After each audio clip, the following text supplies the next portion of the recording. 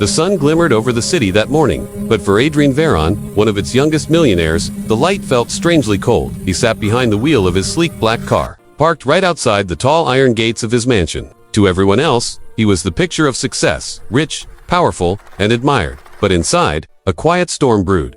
For nearly a year, Adrien had been with Cassandra, a woman adored by the world, beautiful, elegant, and born for high society. She was everything people thought a man like Adrien should have. Yet deep down, he couldn't shake a haunting question. Did she love him, or just the world that came with his name and fortune? One night, in a moment of painful honesty, Adrien decided to find out. He told Cassandra he had been in a terrible accident, that he might never walk again. He would stay in a wheelchair, hiding his strength to see what truly lay behind her affection.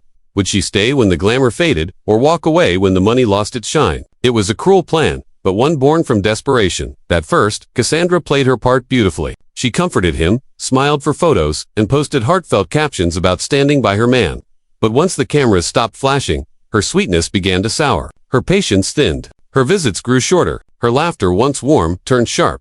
And in the quiet moments of that big, lonely house, someone else noticed. Her name was Maribel, a maid, who had only recently joined the household. She moved through the halls quietly, always respectful, always kind. When Adrien struggled to reach his glass of water, it was Maribel who handed it to him gently. When Cassandra complained about having to push his wheelchair, it was Maribel who guided him through the gardens, never once making him feel weak.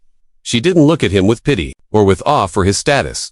She looked at him like he was simply human, wounded, yes, but still deserving of care. Days passed, and Cassandra's true face began to show. At a lavish party one evening, she laughed at Adrien in front of her friends, mocking him as if his pain were entertainment. Adrien sat there, silent, humiliated. But behind his chair stood Maribel, steady and calm. Her presence alone was enough to shield him from the sting of their laughter. That night, Adrien understood something he had never seen before, who truly saw him, and who never did. Later, in the stillness of his room, Adrien removed the neck brace he had worn for weeks and stared at his reflection. He finally had his answer about Cassandra, but now he faced a different question. What about Maribel? The next morning, Cassandra breezed into the room, already talking about brunch plans. Before she could finish, Adrien stood up, tall, steady, and free from the chair. The shock on her face said everything. Her fury came next, followed by her dramatic exit. For her, the game was over. But Maribel, she didn't move. Her eyes widened for a moment, and then softened. She told Adrien she had always suspected the truth. She'd seen the strength in his arms,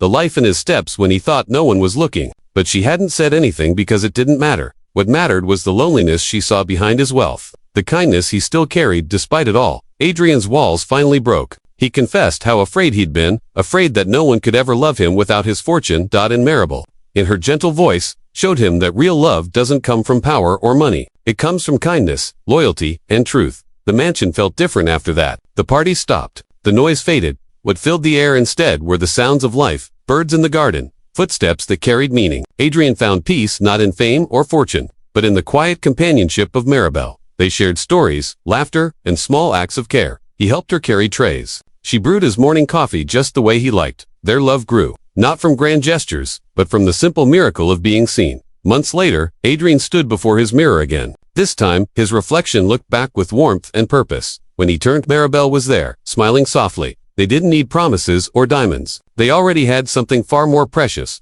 Trust, honesty, and love that no amount of wealth could ever buy. If this story touched your heart, don't forget to like, share, and subscribe to Pure Hub Kindness, where we share true stories of compassion, hope, and the beauty of a good heart.